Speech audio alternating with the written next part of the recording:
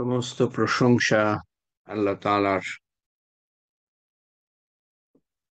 যিনি আমাদের সৃষ্টি করেছেন। আমরা তারই সাহায্য চাই এবং তার কাছে আমরা মাফি চাই।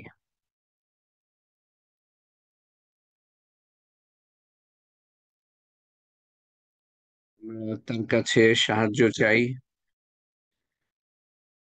আমাদের খারাপি হতে,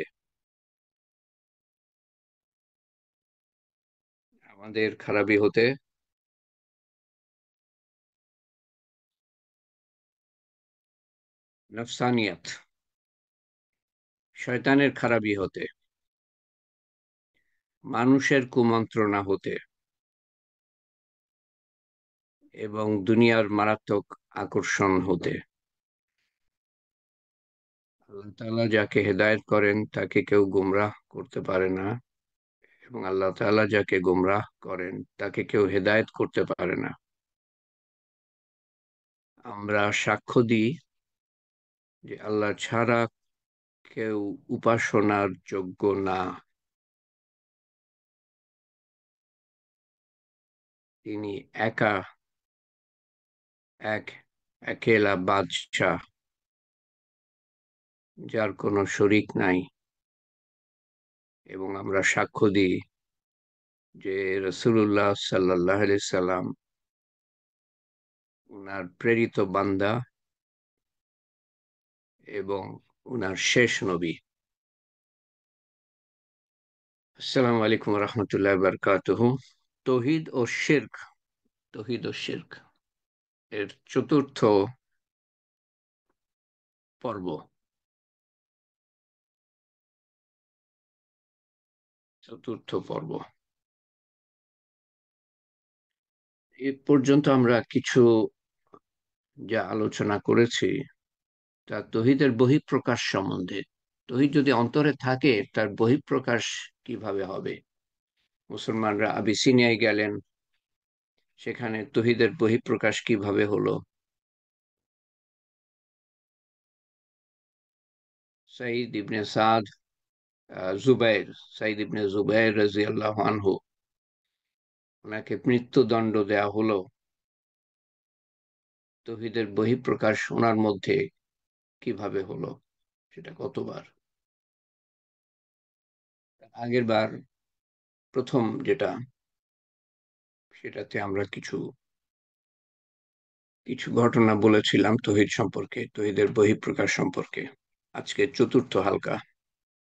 আজকে আমরা তৌহিদ সম্বন্ধে আলোচনা করব। তৌহিদ কি, তৌহিদ কি এবং কয় প্রকার? তৌহিদ ইসলামে একাত্মবাদের ধারণা। আল্লাহ এক, একেলা, বাদশাহ। তৌহিদ হলো ধর্মের কেন্দ্রীয়, ইসলামের কেন্দ্রীয়, সেন্ট্রাল আইডিয়া এবং সবচেয়ে গুরুত্বপূর্ণ ধারণা, যার উপর একজন মুসলিমের পুরো ধর্মীয় আনুগত্য নির্ভর করে। এটা এটা স্পষ্টভাবে বলে, তৌহিদ স্পষ্টভাবে বলে যে আল্লাহ তাআলা অবিভাজ্যভাবে বিভক্ত করা যায় না। এক, আহাদ, দ্বিতীয় নাই, এবং একক, ওয়াহেদ,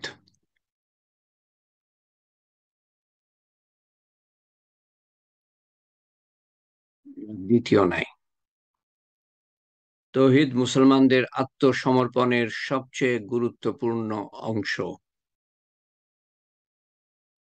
আল্লাহ তাআলার কাছে আত্মসমর্পণের সবচেয়ে গুরুত্বপূর্ণ অংশ। আমরা আল্লাহর কাছে আত্মসমর্পণ করি। আল্লাহ তাআলার সমস্ত ক্ষমতা, আর কারো কোনো ক্ষমতা নাই, আর কারো কাছে আমরা ঝুঁকি না, আর কেউ আমাদের উপকার করতে পারে সেটা আমরা বিশ্বাস করি না। আর কেউ আমাদের ক্ষতি করতে পারে সেটা আমরা বিশ্বাস করি না, মনে প্রাণে বিশ্বাস করি না। ইসলামের বিশ্বাস ঘোষণার, যেটাকে বলা হয় শাহাদাত, প্রথম অংশ লা ইলাহা ইল্লাল্লাহ, আল্লাহর একত্বের প্রতি বিশ্বাস প্রকাশ করে। লা ইলাহা, নাই কোনো ইলাহ, নাই কোনো শক্তি, নাই কোনো মাবুদ, নাই কোনো প্রতিপালক ইল্লাল্লাহ, আল্লাহ ছাড়া। লা ইলাহা, কোনো কিছু থেকেই কিছু হয় না, ইল্লাল্লাহ, আল্লাহ থেকে হয়।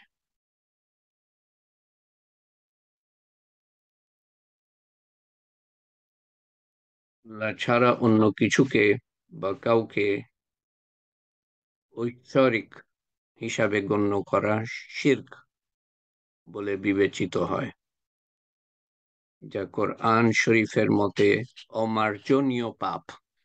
এটা ক্ষমা নাই। কেউ যদি শিরক করে মারা যায় তো ক্ষমা নাই। কোরআন শরীফে আল্লাহ তাআলা বলছেন, কিন্তু কেউ শিরক করে মারা যাওয়ার আগে যদি ক্ষমা চায় তো আল্লাহ তাআলা ক্ষমা করে দিবেন। কিন্তু ক্ষমা যদি না চায়, মারা যায়, ক্ষমা নাই। আল্লাহ তাআলা সমস্ত গুনাহ মাফ করে দিতে পারেন কিয়ামতের দিন, শিরকের গুনাহ মাফ করবেন না। আল্লাহর সাথে কাউকে শরীক করেছে। অতএব এই শিরক সম্বন্ধে আমাদের জানা অত্যন্ত জরুরি।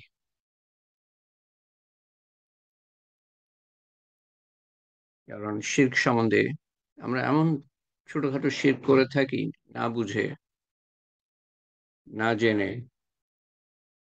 তো যদি মাফ না চাই আল্লাহর কাছে, তাহলে অমার্জনীয়, ক্ষমা নাই। অতএব এটা জানা একান্ত ফরজ, জরুরি। যা কোরআন শরীফের মতে অমার্জনীয় পাপ, যদি না পরবর্তীতে সত্যিকারের তওবা করা হয়। মুসলিমরা বিশ্বাস করে যে ইসলামের সমস্ত শিক্ষা তৌহিদের নীতির উপর ভিত্তি করে গড়ে উঠেছে। সমস্ত বিশ্বাস তৌহিদের ভিত্তির উপর গড়ে উঠেছে। এই যে হজে মানুষ যায় না, এই হজের মধ্যে একটা গুরুত্বপূর্ণ আহ, হজের দিক হলো, উদ্দেশ্য হলো আমাদের অন্তর থেকে শিরক দূর করা, আল্লাহকে বসানো। আল্লাহ থেকে হয়। লা শারীকা লাক, লাব্বাইক আল্লাহুম্মা লাব্বাইক।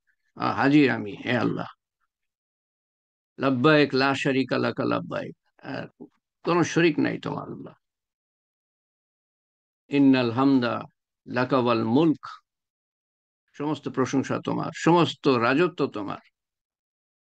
ইন্নাল হামদা লাকা ওয়াল মুলক লা শারীকা লাক, তোমার কোনোই শরিক নাই। এটা বারবার পড়তে থাকে হাজিরা, বারবার পড়তে থাকে। পড়তে পড়তে তো আমার কাছে মনে হচ্ছে যে এই তৌহিদ জিনিসটা বসানো, এটা হজের একটা গুরুত্বপূর্ণ উদ্দেশ্য।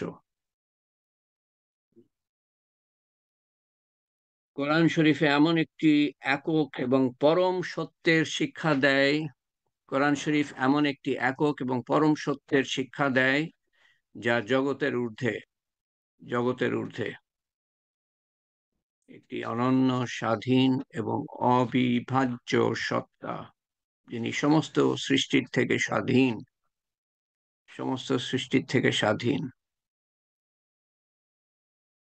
তার মতো কোনো কিছুই নাই পৃথিবীতে, তিনি সবই সৃষ্টি করেছেন, তো তার মতো কোনো কিছুই নাই। ইসলামের দৃষ্টিতে আল্লাহ তাআলা যিনি একজন সর্বজনীন সত্তা, যিনি স্থানীয়, গোষ্ঠীগত গোষ্ঠীগত বা সংকীর্ণভাবে সীমাবদ্ধ নন, বরং সমস্ত ইতিবাচক মূল্যবোধের সংহতিকারী এক পরম সত্তা। আল্লাহ তাআলা সবার, সমস্ত দুনিয়া উনি সৃষ্টি করেছেন।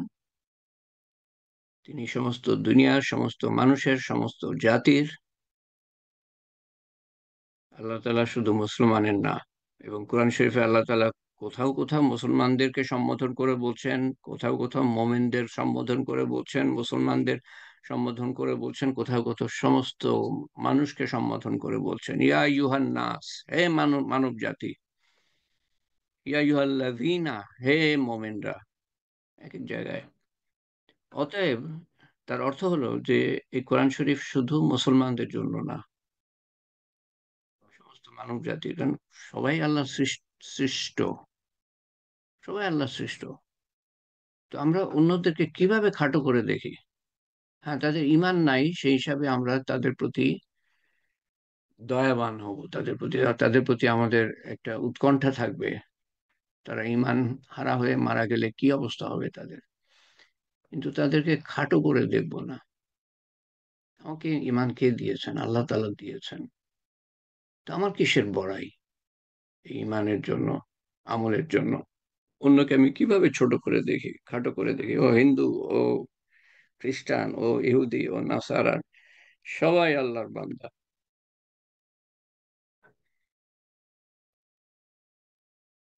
কাউকে আমরা ছোট না করি, সবার জন্য দোয়া করি, সবার কাছে দাওয়াত পৌঁছে দিই, এটা আমাদের দায়িত্ব। না দিলে আমরা দায়ী থাকবো? আসলে দাওয়াত পৌঁছাবার আগে আমাদের নিজেদেরকে শুধরাতে হবে, সেই গুণাবলী আনতে হবে যেই গুণাবলী মানুষ দেখলে পরে আমাদের মতো হতে চাইবে, সে মুসলমান হতে চাইবে। না, মুসলমানরা তো ভালো। আমাদের নামাজ কালাম এগুলা কেউ দেখে না। আমরা ভিতরে রোজা রাখছি, নামাজ পড়ছি, জাকাত দিচ্ছি, হজ করছি, এগুলা দেখে না মানুষ। মানুষ কি দেখে? আপনার আমার ব্যবহার দেখে, গুণাবলী, গুণাবলী। রসুল্লাহ সাল্লাহ সাল্লামের সবচেয়ে আকর্ষণীয় দিক কি ছিল? ওনার গুণাবলী। মানুষ ওনার মতো হতে চাইতো, এই আকর্ষণ ছিল, চুম্বকের মতো আকর্ষণ ওনার গুণাবলীর মধ্যে। সেই গুণাবলী আমাদের রপ্ত করতে হবে। এবং মানুষের প্রতি ওনার যে অকৃত্রিম উৎকণ্ঠা ছিল, যে মানুষ কিভাবে দোজখের আগুন থেকে বাঁচতে পারে, বেহেশতে যেতে পারে, সবচেয়ে বড় সুন্নত ওনার। আর ওনার গুণাবলী, এই দুটো আমাদেরকে রপ্ত করতে হবে। ওনার যে কাজ ছিল সেটা হলো যে মানুষকে আল্লাহর দিকে ডাকা, আল্লাহর সাথে পরিচিত করিয়ে দেওয়া। এই কাজটা আমাদের কাজ। কারণ আল্লাহ তাআলা বলেছেন, তোমরাই শ্রেষ্ঠ জাতি বা উম্মত, মানব জাতির কল্যাণের জন্য তোমাদেরকে নির্বাচিত করা হয়েছে। তোমরা মানুষকে ভালোর দিকে ডাকবা, খারাপ থেকে ফিরাবা, আল্লাহর উপর ঈমান আনবা। সেই নবীওয়ালা মেহনত আপনার আমার কাঁধে, আপনার আমার উপরে অর্পিত। আমরা বুঝি না, তাই নামাজও পড়ি না। নবীওয়ালা মেহনত তো দূরের কথা, আমি আপনাদের কথা বুঝছি না। আপনারা নামাজ পড়েন বলেই এই তালিমের হালকায় যোগ দেওয়ার তৌফিক পেয়েছেন। আমি বলছি তাদের কথা যারা নিজেদেরকে মুসলমান বলে দাবি করে বা বলে, বা মুসলমানি নাম আছে কিন্তু নামাজ পড়ে না। অন্যান্য আমল তো বাদই দিলাম, ইসলাম তো শুধু নামাজের মধ্যে সীমাবদ্ধ না, অন্যান্য আমল বাদই দিলাম, নামাজও পড়ে না তারা। দাওয়াতের মেহনত তো বাদই দিলাম, গুণাবলী তো বাদই দিলাম। তাদেরকে আগে বুঝাতে হবে আমাদের, দায়িত্ব আমাদের।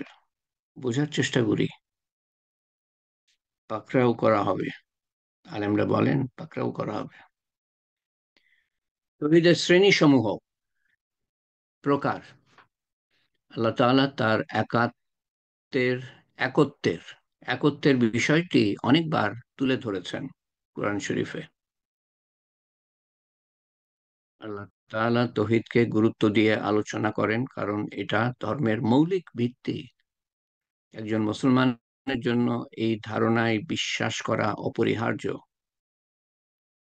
এখন চলুন আমরা আলোচনা করি কিভাবে এই ধারণাটি তিনটি শ্রেণীতে ভাগ করা হয়েছে। তিন ধরনের তৌহিদ।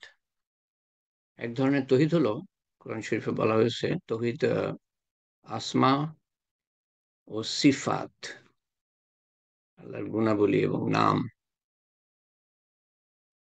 আল্লাহ তাআলার নাম ও গুণাবলী, আসমা ও সিফাত। আসমা হলো নাম, গুণাবলী, সিফাত এমন একটি বিভাগ যার মাধ্যমে আল্লাহ তাআলা তার নাম ও গুণাবলী সম্পর্কে জানিয়ে দেন আমাদেরকে।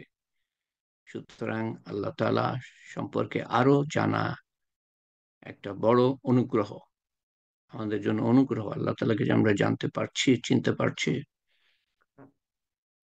কত মানুষ জানতে পারছে না। এলেম শিক্ষা না করলে কিভাবে জানবে? এবং ইমানের সবচেয়ে বড় দিক হলো আল্লাহ এবং তার গুণাবলী, আর ওয়াদা, ওয়াদা প্রতিজ্ঞা, ভবিষ্যতে কি হবে সে সম্বন্ধে যা বলছেন। কোরআন শরীফে আল্লাহ তাআলা যা কিছু বলছেন তার উপরে ঈমান, নিজের সম্বন্ধে বা ভবিষ্যৎ সম্বন্ধে বা যা কিছু বলছেন, হাদিসে আল্লাহ তাআলা সম্পর্কে যা কিছু বলা আছে সবকিছুর উপরে ঈমান আনা। তো ঈমানের একটা বড় দিক হলো আল্লাহ সম্বন্ধে, আল্লাহ সম্পর্কিত, সম্পর্কিত। ঈমানের একটা বড় দিক হলো আল্লাহ সম্বন্ধীয়। তারপরে আছে ফেরেশতা, কিতাব, নবী, তকদির, আহ, তারপরে আছে আখেরাত, আল্লাহর ওয়াদা। আখেরাতে যা কিছু ঘটবে এগুলো হলো আল্লাহর ওয়াদা এবং ওগুলো ঘটবেই, কেউ ঠেকাতে পারবে না।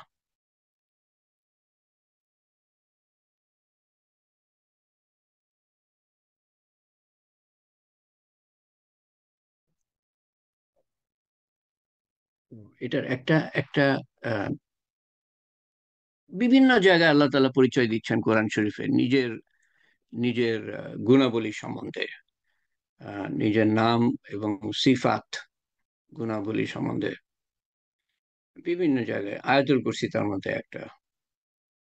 আহ,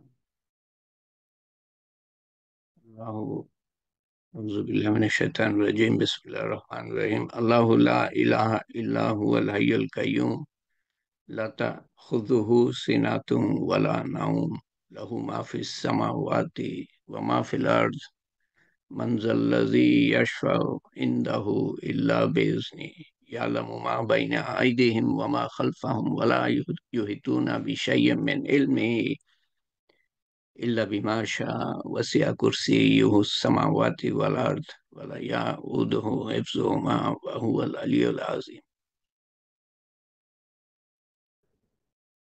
নামাজে পড়ে, ফরজ নামাজে পড়ে আপনি পড়েন, হাদিসে বলছে যে সেই ব্যক্তি বেহেশতে যাবে, প্রত্যেক ফরজ নামাজে পড়ে যে পড়বে। আল্লাহ, তিনি ছাড়া কোনো উপাস্য নেই, তিনি ছাড়া কোনো উপাস্য নাই যিনি উপাসনার যোগ্য। তিনি চিরঞ্জীব, সবকিছুর ধারক, প্রতিপালক, নিজে পরিচয় দিচ্ছেন এখানে। তাকে কখনো তন্দ্রা বা নিদ্রা স্পর্শ করতে পারে না। আল্লাহ তাআলার কোনো ঘাটতি নাই, কোনো দুর্বলতা নাই, ক্লান্তও হন না, যার ফলে তন্দ্রা তাকে ছুতে পারে না, নিদ্রা স্পর্শ করতে পারে না। আসমান সমূহ ও মাটিতে যা কিছু আছে সবই তার। কে কে আছেন যে তার অনুমতি ছাড়া সুপারিশ করতে পারে? কে আছেন যে তার অনুমতি ছাড়া সুপারিশ করতে পারে? নবীরাও অনুমতি ছাড়া, আল্লাহ তাআলার অনুমতি ছাড়া সুপারিশ করতে পারবে না, কেউই পারবে না। তিনি জানেন তাদের সামনে যা আছে এবং যা পিছনে আছে, আর তারা তার জ্ঞান থেকে কিছুই আয়ত্ত করতে পারে না। তিনি জানেন তাদের সামনে যা আছে, পিছনে যা আছে। আমাদের পিছনে কি আছে আমরা জানি না, একটু বামে বা একটু ডাইনে কি আছে জানি না, পিছন তো দূরের কথা। তিনি সমস্ত কিছু জানেন এবং তার জ্ঞান থেকে কিছুই আয়ত্ত করতে পারে না মানুষ, তিনি যদি না চান। তার ইচ্ছায় যা তিনি প্রকাশ করেন তা ছাড়া তিনি যতটুকু আমাদের জানান তার বাইরে আমরা জানতে পারি না। তার আরশ আসমান ও জমিনকে পরিবেষ্টন করে রেখেছে। এই আসমান জমিন যে কত বড়, এটা আমরা মানে ধারণাই করতে পারি না। তো তাহলে এই কুরসি যেটাকে বলা হয়, কুরসি, কুরসি, এখানে আরশ শব্দটার সঠিক তর্জমা হয় নাই। কুরসি থেকে বড়, অনেক বড় হলো আরশ। কুরসি শব্দটা আমার ব্যবহার করা উচিত উচিত ছিল, আমি খেয়াল করি নাই। তো তার কুরসি আসমান ও জমিনকে পরিবেষ্টন করে রেখেছে। এই এত বড় আসমান জমিন, সেটাকে পরিবেষ্টন করে রেখেছে আহ, এই আল্লাহ তাআলা কুরসি। এবং সেই কুরসির সামনে আরশ, আমরা আরশের সামনে কুরসি হলো একটা টুলের মতো, টুল। আরশের সামনে কুরসি হলো একটা টুলের মতো, আরশ এত বড়। আর এই এই কুরসিটা সমস্ত আসমান জমিনকে ছেয়ে রেখেছে, এবং উভয়ের সংরক্ষণ তাকে ক্লান্ত করে না। সমস্ত কিছুর সংরক্ষণ তাকে ক্লান্ত করে না, নিয়ন্ত্রণ, তারপরে প্রতিপালন তাকে ক্লান্ত করে না। তিনি মহান, সর্বশ্রেষ্ঠ, মহান সর্বশ্রেষ্ঠ। এটা অদ্ভুত একটা দিক আছে আয়াতুল কুরসির। প্রথম আয়াতের সাথে, আয়াত তো না, প্রথম অংশের সাথে 9 নম্বর অংশের একটা মিল আছে। দ্বিতীয় অংশের সাথে অষ্টম অংশের একটা মিল আছে। সব তৃতীয় অংশের সাথে সপ্তম অংশের একটা মিল আছে। চতুর্থ অংশের সাথে ষষ্ঠম অংশের একটা মিল আছে। তারপর 5 নম্বর আলাদা, কোনো মানুষ এরকম তৈরি করতে পারে না। সূরা আল বাকারা আয়াত নম্বর 255। আল্লাহর পরিচয় আরেকটা আয়াতে আছে, আল্লাহ, তিনি ছাড়া কোনো উপাস্য নাই, যিনি উপাসনার যোগ্য, তিনি চিরঞ্জীব, সবকিছুর ধারক প্রতিপালক। সূরা আল ইমরান আয়াত নম্বর 2। আল্লাহ, তিনি ছাড়া কোনো উপাস্য নাই, যিনি উপাসনার যোগ্য, তারই রয়েছে সর্বোত্তম নাম সমূহ। সূরা তাহা আয়াত নম্বর 8। এইটা গেল তৌহিদের একটা দিক। যে যে গুণাবলীর দিক দিয়ে, নামের দিক দিয়ে আল্লাহ তাআলা এক, অনন্য। এরকম গুণাবলী কোনো কিছুর নাই। তিনি যা কিছু সৃষ্টি করেছেন তাদেরও গুণাবলী আছে। একটা উদাহরণ, ছোট্ট উদাহরণ দিই, যে মানুষ দয়ালু হয়, আল্লাহ তাআলাও দয়ালু। কিন্তু মানুষের দয়ার সীমা আছে, আল্লাহ তাআলার দয়ার কোনো সীমা নাই। 2 নম্বর তৌহিদ হলো, বা তৌহিদের যে তিনটে অংশ, তার দ্বিতীয় অংশ হলো তৌহিদ রুবুবিয়াত। রুবুবিয়াত, আল্লাহ রব। এই শ্রেণীটি নির্দেশ করে যে আল্লাহ তাআলা সৃষ্টির উপর পূর্ণ ক্ষমতা রয়েছে। পুরা ক্ষমতা আল্লাহ তাআলা, সৃষ্টি করেছেন উনি, ক্ষমতাও আল্লাহ তাআলা। আহ তার ক্ষমতা রয়েছে সূর্যের উপরে, বৃষ্টির উপরে, পৃথিবীর উপরে, মানুষের উপরে, প্রত্যেকটা সৃষ্টির উপরে। আর কত তারা আছে, অগণিত, যার মধ্যে সূর্য একটা তারা, কোটি কোটি কোটি কোটি তারা। আরো কত ধরনের সৃষ্টি করেছেন আল্লাহ তাআলা, কত ধরনের। সমস্ত কিছুর উপরে আল্লাহ তাআলার ক্ষমতা। উনি সৃষ্টি করেছেন, উনার নিয়ন্ত্রণ, উনার ক্ষমতা, এবং এদের মধ্যে যে ক্ষমতা আছে, সূর্যের যে তাপ আছে, আল্লাহ তাআলাই সেই ক্ষমতা দিয়েছেন, সেই তাপ দিয়েছেন। প্রত্যেকটা জিনিসের মধ্যে যে ক্ষমতা, সেটা আল্লাহ তাআলাই দিয়েছেন। আল্লাহ তাআলা যখন ইচ্ছা তখনই রদ করতে পারেন, নিয়ে নিতে পারেন, কেড়ে নিতে পারেন। এদের কারো নিজস্ব ক্ষমতা নাই, আল্লাহর দেয়া ক্ষমতা, ক্ষমতা আল্লাহ প্রদত্ত। তিনি জীবন প্রদান করেন এবং মৃত্যুও দান করেন, মৃত্যুও দেন। জীবন দান করেন, মৃত্যুও দেন। সৃষ্টির উপর নিয়ন্ত্রণের শক্তি ও ক্ষমতা কেবল আল্লাহরই রয়েছে, কেবল আল্লাহ, আর কারো কোনো ক্ষমতা নেই। তো শিরকের মাধ্যমে আমরা কিন্তু এক একটা জিনিসের উপরে এক এক ধরনের ক্ষমতা আরোপ করি। এই তাবিজটা আমাকে ভালো করতে পারে, এই ডাক্তার আমাকে ভালো করতে পারে না, ডাক্তার পারে না। আল্লাহ চাইলে পারে, ডাক্তার পারে। ওষুধ আমাকে সুস্থ করতে পারে, আল্লাহ চাইলে পারে ওষুধ সুস্থ করতে পারে। আল্লাহ তালাই দিয়েছেন ওষুধের মধ্যে ক্ষমতা। কিন্তু একই ওষুধ কারো উপর কাজ করে আর কারো উপর কাজ করে না, কারো উল্টা করে। আল্লাহ যেভাবে চান সেভাবে করে। রুবুবিয়াত, রুবুবিয়াত, প্রভুত্ব শব্দটা রব থেকে, রব থেকে এসেছে, যার অর্থ আরবি ভাষায় প্রভু। তাদের, আচ্ছা এটা সম্বন্ধে কোরআন শরীফ আয়াত, তাদের রসুলরা তাদেরকে বললেন, কোরআন শরীফের আয়াতের কাছাকাছি অর্থ, তাদের রসুলরা তাদেরকে বললেন, আল্লাহর ব্যাপারে কি কোনো সন্দেহ আছে? যিনি আসমান এবং পৃথিবী সৃষ্টি করেছেন, তিনি তোমাকে ডাকছেন যেন তিনি তোমার পাপ মাফ করেন এবং তোমার মৃত্যুর নির্ধারিত সময় পর্যন্ত বিলম্বিত করেন, তোমাকে বাঁচিয়ে রাখেন নির্ধারিত সময় পর্যন্ত। আমি প্রশ্ন করলো, আপনি কি, আপনি আমাদের মতোই একজন মানুষ? নবীকে প্রশ্ন করছে। হ্যাঁ, আগেকার দিনের নবীরা এরকম বলতো যে আপনাকে ছাড়া কি পাই নাই আল্লাহ তাআলা কাউকে নবী করে পাঠাবার জন্য? আমাদের মধ্যে থেকে কি কোনো নবী পাঠাতে পারতেন না? আর নবীরা সাধারণত সাধারণ মানুষ হতেন, বড় লোকদের মধ্যে না, খুব কম, খুবই কম। আপনি আমাদের মতোই একজন মানুষ, আপনি আমাদের পূর্বপুরুষরা যা উপাসনা করত তা থেকে আমাদের বিরত করতে চান? তাহলে আমাদের কাছে কিছু প্রমাণ নিয়ে আসেন। আসুন, আসুন, প্রমাণ নিয়ে আসেন।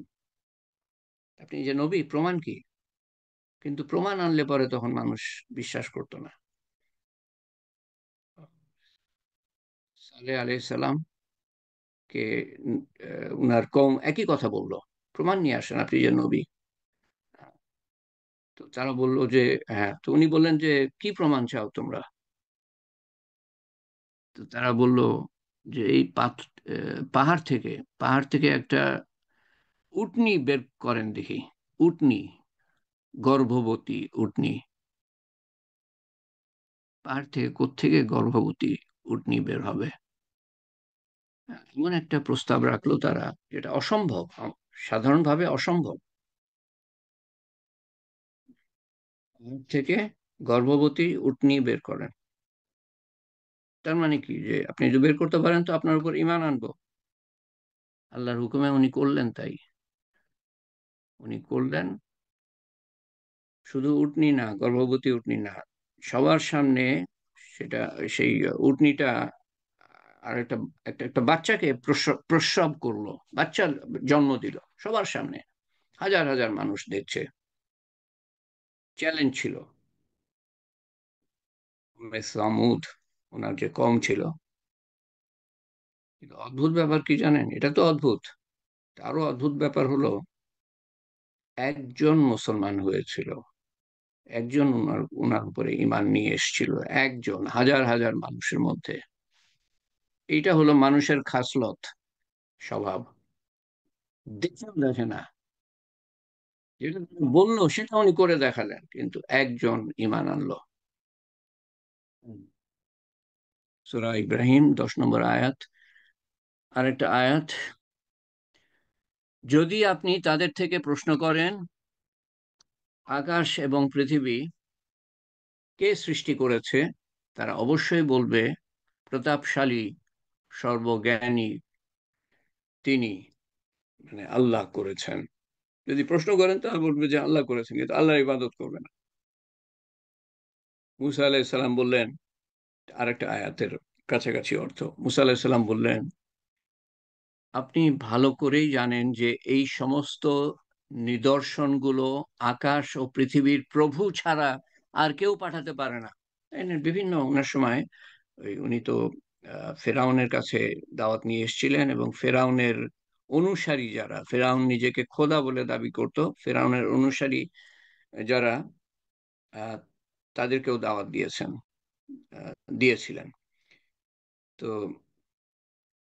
তো ফেরাউন তো অনেক বড় ঘটনা, কোনো দিন একদিন আমরা আলোচনা করব বিভিন্ন নবীর সম্বন্ধে এবং তাদের কম কম সম্বন্ধে, এবং তারা কিভাবে তাদেরকে দাওয়াত দেওয়া হতো, কিভাবে তারা প্রত্যাখ্যান করত, কিভাবে তারা অত্যাচার করত নবীদেরকে, এবং কিভাবে নবীরা দিনের পর দিন সহ্য করে দাওয়াত দিয়ে গিয়েছেন, এবং কিভাবে বিভিন্ন অলৌকিক ঘটনা দেখিয়েছেন নবীরা, তারপরে ঈমান আনে নাই, নবীকে কষ্ট দিয়েছেন, অত্যাচার করেছেন। তো এই ঘটনা কোনোদিন বলবো ইনশাল্লাহ। বিভিন্ন নবীর কাহিনী আছে, অদ্ভুত অদ্ভুত কাহিনী, ইমান শিক্ষার কাহিনী, আল্লাহর শক্তির পরিচায়ক সেই সব কাহিনী। এবং শেষ পর্যন্ত আল্লাহ তাআলা তাদেরকে বিভিন্ন শক্তি দিয়ে, আল্লাহর সৃষ্ট শক্তি দিয়ে তাদেরকে ধ্বংস করে দেন। এক একজনকে এক এক ভাবে ধ্বংস করেন। কাউকেও বাতাস দিয়ে, কাউকেও পানি দিয়ে, কাউকেও মাটির ভূমিকম্প দিয়ে, কাউকেও ইত্যাদি ইত্যাদি বিভিন্ন ভাবে ধ্বংস করে দেন আল্লাহ তাআলা। কিন্তু সেই একই আযাবের মধ্যে আল্লাহ তাআলা নবী এবং নবীর উপর যে ঈমান এনেছেন যারা, তাদেরকে বাঁচিয়ে দিয়েছেন। তো আহ, মুসা আলাইহিস সালামের সময় ফেরাউন এবং ফেরাউনের কওমকে আল্লাহ তাআলা বিভিন্ন ভাবে পরীক্ষা করেন। সাতটা, ছয়টা না সাতটা আহ আযাব দিয়ে পরীক্ষা করেন। প্রত্যেকবারই তারা বলে যে আল্লাহর উপর ঈমান আনবো, হে মুসা তোমার আল্লাহর কাছে দোয়া করো এই আহ, এই এই বন্যাকে দূর করে দিতে, বা খরাকে দূর করে দিতে, বা পঙ্গপালের যে আযাব সেটাকে দূর করে দিতে, বা বা বা কি বলে, ব্যাঙ, ব্যাঙের পর ব্যাঙ, ব্যাঙের পর ব্যাঙ, সেটাকে দূর করে দিতে, বা রক্ত বের হতো, যে সব জায়গা থেকে রক্ত বের হতো, রক্তকে দূর করে দিতে। তারপরে পোকা পোকা, লাইস, ইংরেজিতে লাইস বলে, উকুন, উকুন, উকুনের ছিল আজাব। তো এরকম ছয়টা আজাব আল্লাহ তাআলা প্রেরণ করেন। প্রত্যেকবারই ফেরাউন এবং ফেরাউনের লোকরা বলতো আমরা ঈমান আনবো, তুমি দোয়া করে এটা দূর হয়ে যাক, তারপর আমরা ঈমান আনবো। কিন্তু মুসা আলাহিসাল্লাম দোয়া করতেন, আজাব উঠে যেত। তা- তারা আগেরকার যা যা আগে যা করতো, আগের মতোই তারা থেকে যেত, যাকে তাই। তো সেই সেই সেই সম্বন্ধে এই আয়াতটা, মুসা আলাহিসাল্লাম বললেন, আপনি ভালো করেই জানেন যে এই সমস্ত নিদর্শনগুলো আকাশ ও পৃথিবীর প্রভু ছাড়া আর কেউ পাঠাতে পারে না। এই আযাবগুলা আর কেউ পাঠাতে পারে না। আর আমি মনে করি আপনি, হে ফেরাউন, ধ্বংসের দিকে যাচ্ছেন। শেষ পর্যন্ত ধ্বংস হলো। আর 3 নম্বর তৌহিদের দিক, প্রথম আমরা বললাম যে সিফাতের দিক দিয়ে আল্লাহ তাআলা এক, অনন্য, এক, মানে আর আর কোনো জুড়ি নাই গুণাবলীর দিক দিয়ে, নামের দিক দিয়ে। আর দ্বিতীয়ত যে ক্ষমতার দিক দিয়ে, ক্ষমতার দিক দিয়ে আল্লাহ তাআলার আর কোনো কোনো জুড়ি নাই, কোনো শরিক নাই। 3 নম্বর হলো তৌহিদে উলুহিয়া। উলুহিয়া হলো আল্লাহর উপাসনা, ইবাদত, শুধুমাত্র আল্লাহরই উপাসনা করার অধিকার, আল্লাহরই উপাসনা পাওয়ার অধিকার, আল্লাহরই উপাসনা ইবাদত পাওয়ার অধিকার আছে। কোরআন শরীফে এই তৌহিদের দিকটা প্রায়ই জোর দেওয়া হয়েছে। একজন মুসলিম হিসাবে এটা অত্যন্ত জরুরি যে আপনি উপাসনা পুরাপুরি এবং শুধুমাত্র আল্লাহর কাছে নিবেদন করবেন। আপনার ইবাদত শুধুমাত্র আল্লাহর কাছে। যখন সময় আসবে আল্লাহর ইবাদতের, তখন সব কিছু বাদ দিয়ে আপনি আল্লাহর ইবাদত করবেন। এদিন আজান শুনতে শুনতে আমার মনে হলো, আল্লাহু আকবার, আল্লাহু আকবার বলছে, তারপরে কি বলছে, আশহাদু আল্লা ইলাহা ইল্লাল্লাহ, শাহাদাত, আল্লাহ ছাড়া কোনো ইলাহ নাই, আশহাদু আন্না মুহাম্মাদুর রাসূলুল্লাহ, হাইয়া আলাস সালাহ। হ্যাঁ, এটার অর্থ কি? হুম, হাইয়া আলাস সালাহ,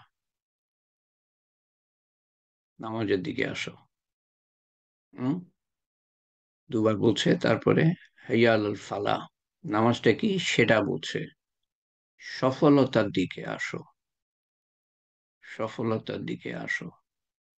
ঢাকায় এত আজান হয় না, মানুষ আর শোনেই না যে কি হচ্ছে না হচ্ছে, এই আজান হচ্ছে ব্যাস, শব্দটা শোনার কথা আপনার। এটা দাওয়াত আপনার প্রতি, আমার প্রতি দাওয়াত দিচ্ছেন মুয়াজ্জিন সাহেব। সবচেয়ে উঁচু গর্দানওয়ালা কে হবে জানেন কিয়ামতের দিন? উঁচু গর্দান, তার মানে যার উঁচু মর্যাদা হবে, মুয়াজ্জিন, যাকে আপনি দেখতে পারেন না, মানে তাচ্ছিল্য করেন। মসজিদ কমিটি তো কিছু মনেই করে না মুয়াজ্জিন আর ইমামকে।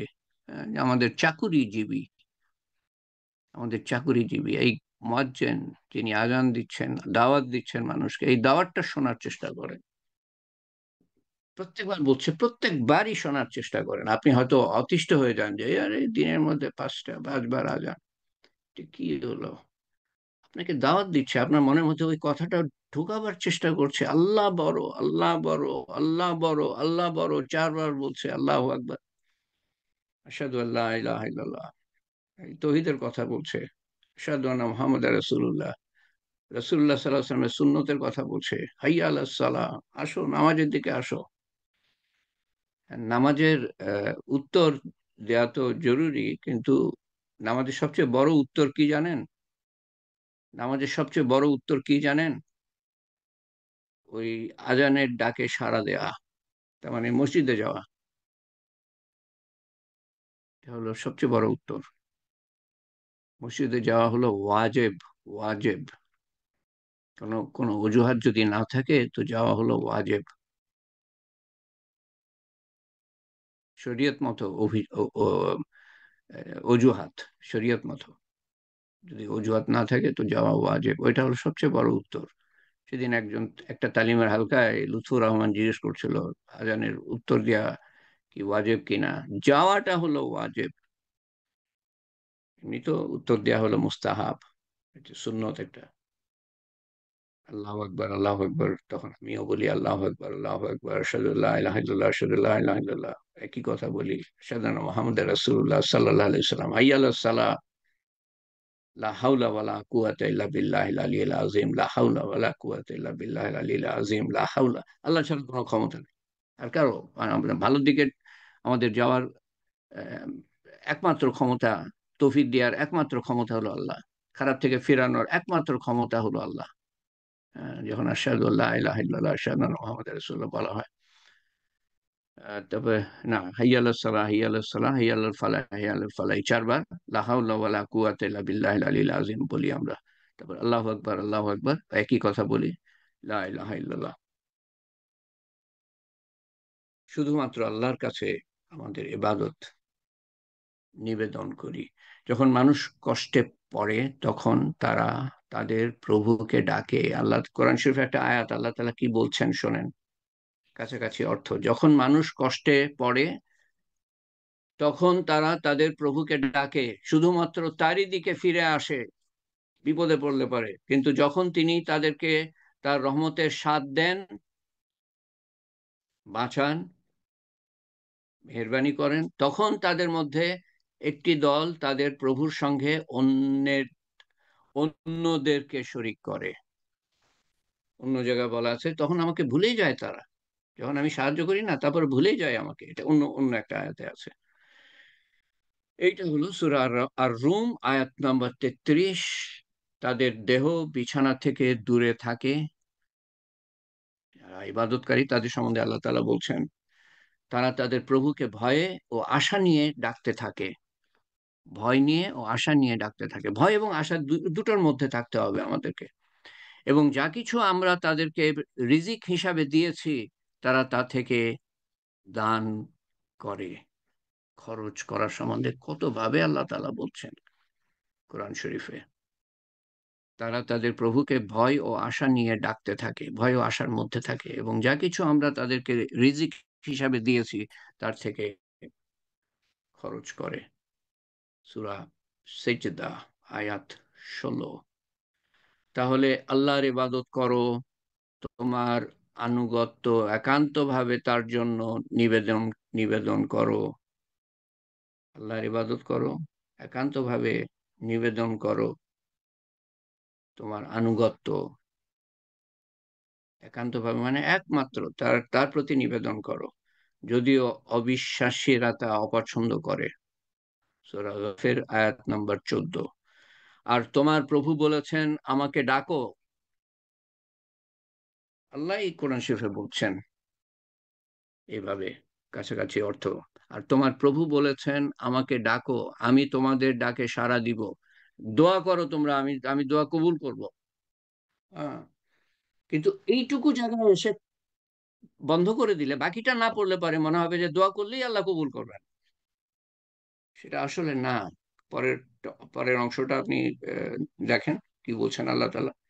নিশ্চয়ই যারা আমার ইবাদত করতে অহংকার করে, তার মানে আল্লাহ তাআলা বলতে চাচ্ছেন যে আল্লাহর ইবাদত না করা এক ধরনের অহংকার আপনি করছেন, অহংকার করছেন। নিশ্চয়ই যারা আমার ইবাদত করতে অহংকার করে তারা শীঘ্রই লাঞ্ছিত অবস্থায় জাহান্নামে প্রবেশ করবে। তো এই যে আল্লাহ বলছেন দোয়া করো আমি কবুল করব, তারপর বলছেন যে আমার হুকুম যারা মানবে না তাদেরকে জাহান্নামে ফেলবো। তার অর্থ কি দাঁড়ায়? যে এই যে দোয়া কবুল করবেন আল্লাহ তাআলা, তার পিছনে শর্ত যেটা সেটা হলো যে আল্লাহর ইবাদত। ইবাদত করো, আমি তোমার দোয়া কবুল করব। ইবাদত করবা না, আমি জাহান্নামে নিক্ষেপ করব।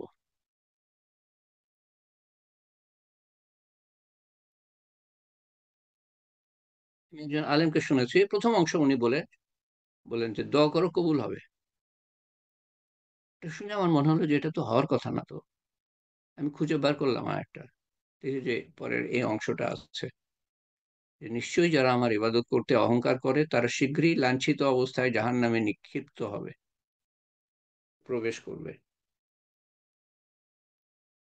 আপনার আপনার কথা যদি কেউ না শোনে, আপনি ক্ষমতাবান, আপনার কথা যদি কেউ না শোনে আপনি তার সাহায্য করবেন নাকি?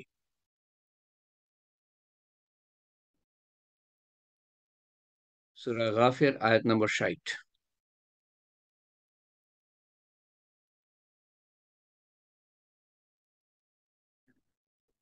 এটুকুই। হুম, আজকে এটুকুই। ভয় এবং আশা, একটু আগে যে বলছিলাম ভয় এবং আশা এর মধ্যে থাকতে হবে আমাদেরকে। এই সম্বন্ধে একটা ঘটনা মনে পড়লো আমার, সেটা হলো যে উমর রাদিয়াল্লাহু আনহু উনি আহ, বলেছিলেন যে কিয়ামতের দিন ভয় এবং আশার মানে কি অদ্ভুত একটা উদাহরণ, আমাদের অন্তরটা ভয় এবং আশার মধ্যে থাকতে হবে। তো উনি এটার উত্তম একটা আহ, নমুনা আমাদের সামনে পেশ করেছেন, ভয় এবং আশার মধ্যে থাকতে পারার নমুনা। বলেন যে কিয়ামতের দিন যদি ঘোষণা হয় যে একজন ছাড়া আর সবাই বেহেশতে যাবে, একজন ছাড়া আর সবাই বেহেশতে যাবে, তা আমার ভয় হয় যে আমি সেই একজন যে দোজখে যাবে। একজন ছাড়া সবাই বেহেশতে যাবে, তো আমার ভয় হয় আমি সেই একজন হব যে দোজখে যাবে আর সবাই বেহেশতে যাবে। আর যদি ঘোষণা হয় একজন ছাড়া সবাই দোজখে যাবে, একজন ছাড়া সবাই দোজখে যাবে, তো আমার আশা জাগে আমি সেই একজন হব যে বেহেশতে যাবে। আর সবাই তো দোজখে যাবে, একজন বেহেশতে যাবে, আমার আশা জাগে আমি সেই একজন হব যে বেহেশতে যাবে আর সবাই দোজখে। তো গতবার আমি যে প্রশ্নটা, ওই যে মনে পড়ে সাইদ ইবনে জুবাইর, ওনার মৃত্যু, কি অবস্থায় ওনার মৃত্যু হয়েছে। আহ, তো এই প্রশ্নটা আমি কিন্তু, এই ঘটনাটা কোনোদিন আমি বলবো এটা আমি আশা করি নাই। সাইদ ইবনে জুবাইরের এবং হাজ্জাজের সাথে যে প্রশ্ন উত্তর অদ্ভুত। তো আহ, আমি সেদিন তো সময় ছিল না, আজকেও যে সময় আছে সেটা না, তাও আমি প্রশ্নটা উঠাই। যদি কেউ কিছু বলতে চান, ভবিষ্যতে আরো আরো উত্তর থাকতে পারে।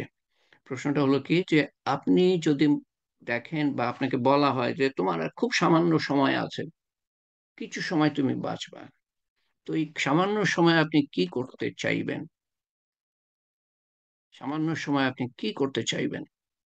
এরপরে দুনিয়া থেকে যেতে হবে, আল্লাহর সামনে হাজিরা দিতে হবে, তো ওই সামান্য সময় কি করবেন বলেন দেখি। আসসালামু আলাইকুম। ওয়ালাইকুম সালাম। আমি নামাজ তাড়াতাড়ি। পড়তে চাইবো। নামাজ। ওকে। কেউ? আমি কালেমা পড়তে চাইবো। পরিষ্কার হলো না। আরেকবার। কালেমা পড়তে চাইবো।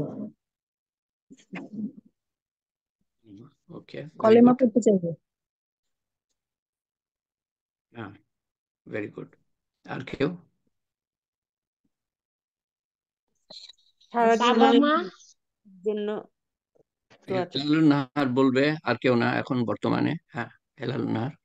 জীবনের ভুলগুলো যাতে মাফ করে দেওয়া হয়, আস্তাগফিরুল্লাহ বলবো, যেন মাপ চাই, মাপ পাই, আমাকে যেন বেহেশতে মাফি চাওয়া। স্থান ওকে।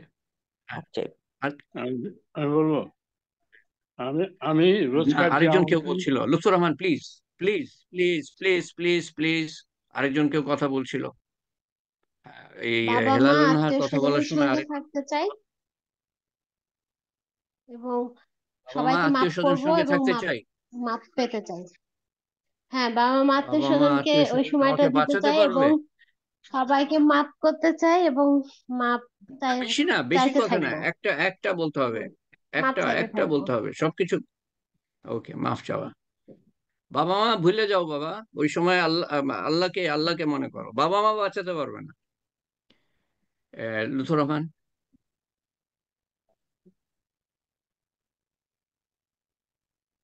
লুৎফর রহমান, আনমিউট করে বলো। তোমাকে দিয়ে শেষ। এরপরে আবার জিজ্ঞেস করবো আমি, আমি আরো রোজ যদি কেউ। আমি রোজ আল্লাহ যে আল্লাহ। আমল করি সেটাই করব। বুঝলাম না কি? আমি রোজ যে আমল করি সেটাই করব। না, অল্প সময় আছে। রোজ তো 24 ঘন্টা তো টাইম পাবা না তুমি। অল্প সময় আছে। নামাজ পড়বো, নামাজ পড়বো। আপনারা চিন্তা করবেন এটা নিয়ে। এখানে আলোচনা শেষ হলো না। সময় সময় হয়ে গিয়েছে, সেজন্য আমি আর বেশি সময় নিব না। আমরা দোয়াতে চলে যাই। আজকে কেউ কোনো অনুরোধ করেন নাই আমার যা মনে হচ্ছে চ্যাট বক্সে। তো আমরা দোয়া করি যারা অসুস্থ আছেন, আহ, বিশেষভাবে অসুস্থ আছেন, কম কম বেশি অসুস্থ তো সবাই আমরা থাকি। আহ, তো যাদের সিরিয়াস চিকিৎসা চলছে, ক্যান্সার চিকিৎসা, ছবি আপা, তারপরে আহ, সালেহা বেগম, যারা, যাদের ক্যান্সার চিকিৎসা বা ডায়ালিসিস পেশেন্ট, লিটন আছে, তারপরে বুলি বুলি জন্য দোয়া করি আমরা। প্যারালাইজড আলমের জন্য আমরা দোয়া করি। বেগম চাঁদ সুলতানা বহুত কষ্টের মধ্যে আছেন, সারা শরীরে ব্যথা। নাসির, মিয়া ভাই নাসির আহমেদ, ওনার জন্য দোয়া করি। ওনাকে দেখে এসছি ওই দিন। খুবই কষ্টের মধ্যে আছেন। এনামুল হক সাহেব অত্যন্ত দুর্বল মাজুর অবস্থায়, কত মাস ধরে, প্রায় বছরখানিক তো মিনিমাম হবে। হ্যাঁ, বছরখানিক তো আরো বেশি হবে উনি শয্যাগত একেবারে। তো এরকম যারা আছেন, আমি সবার নাম তো আর জানি না বা নিতে পারছি না, জেনেও হয়তো ভুলে গিয়েছি। এবং আল্লাহ তালা বিপদ আপদের মধ্যে যারা আছে, অসুখ বিসুখ না, বিপদ আপদের মধ্যে আছে, তাই তেনজির ভূঁইয়া, তাদেরকে আল্লাহ তাকে আল্লাহ তালা স্বস্তি দান করেন। শরীফুদ্দিন পিকুকে আল্লাহ তালা তার বিপদ থেকে আল্লাহ তালা রক্ষা করেন। আরো মানে আপনি আছেন, এটাই যথেষ্ট। কিন্তু আমি আপনার কথা বলি আর না বলি, কিছু যায় আসে না। আল্লাহুম্মা আমিন। আল্লাহুম্মা সাল্লি আলা সাইয়্যিদিনা মুহাম্মদ। হ্যাঁ, দেখেন, আল্লাহর সামনে হাত উঠাচ্ছেন, আল্লাহর কাছে দোয়া করছেন। মানে সেই অসীম সত্তা, আপনি আমি কিছুই না রে বাবা, কিছুই না। কার কাছে হাত উঠাচ্ছি সেই মনোভাব নিয়ে যেন আমরা সব সময় আল্লাহর কাছে দোয়া করি। এবং দোয়া করি যে আল্লাহ তাআলা শুধু আমাদের না, সবার ভালো করেন, সবার ভালো চাই আমরা। আল্লাহুম্মা আমিন। আল্লাহুম্মা সাল্লি আলা সাইয়্যিদিনা মুহাম্মদ জাযাল্লাহু আন্না মুহাম্মাদান সাল্লাল্লাহু আলাইহি ওয়াসাল্লাম মা হুয়া আহলু। আল্লাহুম্মা আনতা রাব্বি লা ইলাহা ইল্লা আনতা আলাইকা তাওয়াক্কালতু ওয়া আনতা রাব্বুল আরশিল কারীম।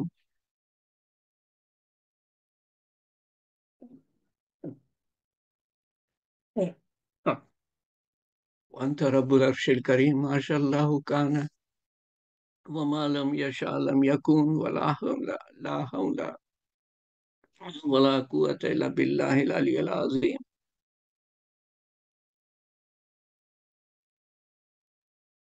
ولا حول ولا قوة إلا بالله العلي العظيم أن الله على كل شيء قدير وأن الله قد أحاط بكل شيء علما. اللهم إنا أعوذ بك من شر النفس ومن شر كل دابة أنت آخذ بناصيتها إن ربي على صراط مستقيم. في الدنيا حسنة وفي الآخرة حسنة وقنا عذاب النار وقنا عذاب الموت وقنا عذاب القبر وقنا عذاب الحشر وقنا عذاب الميزان وقنا عذاب البلسرات وقنا عذاب المسيح الدجال. ربنا هب لنا من أزواجنا وذرياتنا قرة أعين وجعلنا للمتقين إماما ربي اجعلني مقيم الصلاة ومن ذريتي ربنا وتقبل دعاء يا فاطر السماوات والأرض أنت ولي في الدنيا والآخرة. হে পাক পরওয়ারদিগার, তুমি তুমি বড়ই মেহেরবান এবং অশেষ মেহেরবানি করে তুমি আমাদেরকে এই মজলিসে যোগদান করার তৌফিক দিয়েছো আল্লাহ। তোমার সম্বন্ধে কিছু জানার তৌফিক দিয়েছো, তোমার হাবিব সাল্লাল্লাহু আলাইহি সাল্লাম সম্বন্ধে কিছু জানার তৌফিক দিয়েছো আল্লাহ। এবং তোমার মেহেরবানির দোহাই দিয়ে বলছি আল্লাহ, ফরিয়াদ করছি, তুমি আমাদের সমস্ত গোনা খাতা মাফ করে দিও এবং আমাদেরকে গোনার থেকে দূরে রেখো, যেমন পূর্ব থেকে পশ্চিম তুমি দূরে রাখো আল্লাহ। হে পাক পরওয়ারদিগার, আমাদের সমস্ত গুনার বদলে নেকি লিখে দিও এবং যেই সময় আমরা হেলায় হারিয়েছি সেই সময়ের বদলেও আমাদের নেকি লিখে দিও। ভবিষ্যতে আমাদেরকে সিরাতুল মুস্তাকিমের উপরে কায়েম রেখো আল্লাহ। হে পাক পরবর্তীকার, আমাদের ব্যক্তিগত আমল এর ভুল ভ্রান্তি সহ ভুল ভ্রান্তি উপেক্ষা করে তুমি তা কবুল করে নিও আল্লাহ। এবং আমাদের সমষ্টিগত একত্রিত আমলের ভুল ভ্রান্তি সংশোধন করে তোমার শাহী দরবারে কবুল করে নিও আল্লাহ। এবং তার সওয়াব রাসূল করিম সাল্লাল্লাহু আলাইহি সাল্লামের রূহ মুবারকের কাছে পৌঁছে দিও আল্লাহ, এবং তার সওয়াব পৌঁছে দিও আমাদের আপনজন, প্রিয়জন, নিকটজন যারা কবরের শায়িত তাদের কাছে পৌঁছে দিও আল্লাহ। আমাদের সমস্ত মুরব্বিয়ান পিতামাতা সহ সমস্ত মুরব্বিয়ানদের কাছে পৌঁছে দিও আল্লাহ, এবং সমস্ত মুসলমানের কাছে পৌঁছে দিও এবং তাদের কবরের আযাব মাফ করে দিও, কবরকে প্রশস্ত করে দিও, কবরকে নূর দিয়ে পরিপূর্ণ করে দিও, কবরকে জান্নাতুল ফেরদৌসের বাগান বানিয়ে দিও। এবং আমরাও কবরে যাব, আমাদের কবরকে জান্নাতুল ফেরদৌসের বাগান বানিয়ে দিও আল্লাহ। তোমার সর্বোত্তম ব্যবহার দেখিও আখিরাতের প্রত্যেকটা ঘাঁটিতে, এবং আমাদেরকে তোমার সর্বোত্তম বেহেশতে দাখিল করো আল্লাহ। এই বেহেশতে যাওয়ার জন্য যে রাস্তাটা, সেই রাস্তায় আমাদেরকে প্রতিষ্ঠিত রেখো। প্রতিটা মুহূর্তে, এক মুহূর্তের জন্য আমাদের ছেড়ে দিও না শয়তানের ধোঁকার কাছে, নফসের তাড়নার কাছে, মানুষের কুমন্ত্রণার কাছে, দুনিয়ার মারাত্মক আকর্ষণের কাছে। তোমার রহমতের এবং মাগফেরাতের এবং হেফাজতের এবং হেদায়েতের চাদরে আমাদের আবৃত রেখো, প্রতিটা মুহূর্তে আবৃত রেখো। আমাদের সন্তান সন্ততিকে আবৃত রেখো, আপনজনদেরকে আবৃত রেখো, আমাদের দেশবাসীকে আবৃত রেখো, আমাদের আমাদের উম্মতকে আবৃত রেখো, আমাদের ভবিষ্যৎ বংশধরকে আবৃত রেখো আল্লাহ। তুমি আমাদের কবুল করে নিও আল্লাহ, আমাদের মনের আশা আকাঙ্ক্ষা কবুল করে নিও, বিপদ আপদ দূর করে দিও এবং অসুখ বিসুখ সুস্থতায় পরিণত করে দিও। আমাদের আমাদের সন্তান সন্ততির, আমাদের আপনজনদের, আমাদের দেশবাসীর, আমাদের উম্মতের এবং আমাদের ভবিষ্যৎ বংশধরের বিপদ আপদ, অসুস্থতা সুস্থতায় পরিণত করে দিও আল্লাহ। যত মানুষ দিনের মেহনত করছে তাদের মেহনত কবুল করে নিও আল্লাহ, এবং তাদের তৌফিক বাড়িয়ে দিও। আমাদের মেহনতও কবুল করে নিও এবং কিয়ামত পর্যন্ত জারি রেখো, যাতে করে কিয়ামত পর্যন্ত আমাদের আমলনামা খোলা থাকে আল্লাহ। যত অন্নহারা আছে, বস্ত্রহারা, দিশাহারা, পথহারা, কন্যাদায়গ্রস্ত, ঋণগ্রস্ত, অভাবগ্রস্ত, জুলুমগ্রস্ত, নির্যাতিত, নিপীড়িত সবার কষ্ট তুমি দূর করে দিও, অভাব অনটন দূর করে দিও আল্লাহ। এবং যারা আমাদের ধ্বংস করার পিছনে লেগে আছে, তাদের কপালে যদি হেদায়েত না থাকে তো তাদেরকে ধ্বংস করে দিও আমাদের ধ্বংস করার আগে। হে পাক পরওয়ারদিগার, তোমার শান মতো চাওয়ার ক্ষমতা আমার নাই আল্লাহ, তুমি তোমার শান মতো দান করো আল্লাহ। তোমার শান মতো হেফাজত চাওয়ার ক্ষমতা আমার নাই, তোমার শান মতো হেফাজত করো আল্লাহ। হাবিব সাল্লাল্লাহু আলাইহি সাল্লাম যা কিছু চেয়েছিলেন আমরাও তাই চাই। তিনি যার যার যেসব কিছু থেকে পানা চেয়েছিলেন আমরাও তার থেকে পানা চাই। ইয়া কাজিউল হাজাত, ইয়া রাফিউদ দারাজাত, ইয়া হালালাল মুশকিলাত, ইয়া মুজিবুদ দাওয়াত, বিরহমাতিকা নাস্তাগীস, ইয়া আউয়ালাল আওয়ালিন, يا آخر الآخرين، يا أكرم الأكرمين، يا أرحم الراحمين، يا راحم المساكين، يا ذي القوة المتين، ربنا تقبل منا إنك أنت السميع العليم وتب علينا إنك أنت التواب الرحيم. سبحان ربك رب العزة عما يصفون وسلام على المرسلين والحمد لله رب العالمين. لا إله إلا أنت سبحانك إنا كنا من الظالمين. آمين يا رب العالمين. صلى الله عليه وسلم. سبحان ربي رب العزة عما يصفون سلام على المرسلين والحمد لله رب العالمين. سبحان الله وبحمده سبحانك اللهم وبحمدك أشهد أن لا إله إلا أنت أستغفرك وأتوب إليك.